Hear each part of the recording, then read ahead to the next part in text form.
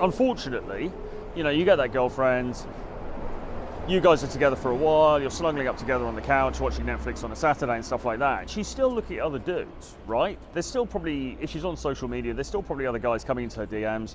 Certainly, even if she's not, you know, she's going to see guys on the street, she's going to see guys eyeing her up, maybe coming and asking her out, whatever.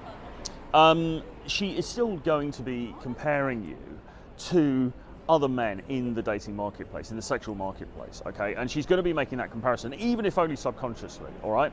And look, I'm not going to like lie and make things sound worse than they are, because if she's really into you, then it's for a time at least, other guys are going to be pretty much invisible to her, and it's not going to be a big deal.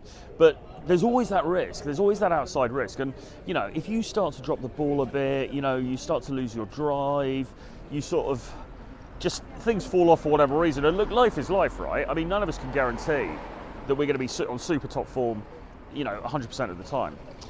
Things start to drop off a little bit. She's going to be looking around, even if only subconsciously, and kind of comparing you against the other people who are out there. And there's always that nagging fear, isn't there, in the back of someone's mind of like, did I make the right choice? Was he really the best I could do? Was he really the best person? Okay, and yeah, you know, so you suffer by comparison. So even if she's not out actively dating, she might be looking around and sort of trying to get a sense of, or just getting this sense of like, well, maybe I could have done better.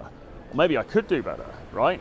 Maybe, you know, in the end, it's not working out with this guy, or I just decide to cut my ties now with this guy that I'm with, even if you guys are married or engaged, you know, so married and living together, whatever.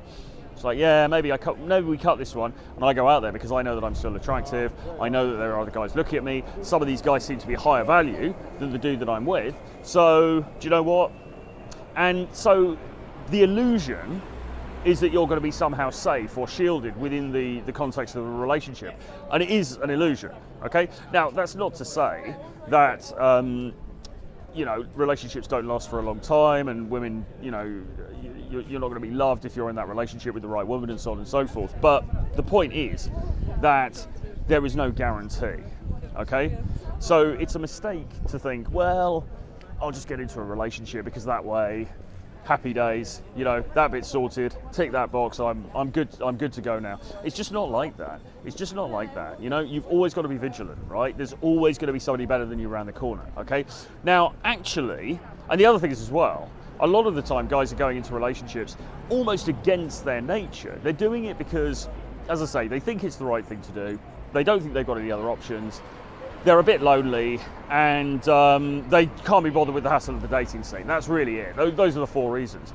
But actually, their nature, deep down inside, they might be thinking, well, do you know what? Really, I quite like to travel around and have, you know, a much more exciting and sort of varied dating experience. They just don't think it's possible, okay?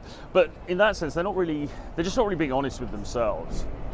You know what I mean? They're not really being honest with themselves. Because if they were brutally honest with themselves, they would say, no, listen, I don't want to just wife up this this girl and go and live in Croydon. You know, I just don't really want to do that. That's what society's telling me to do.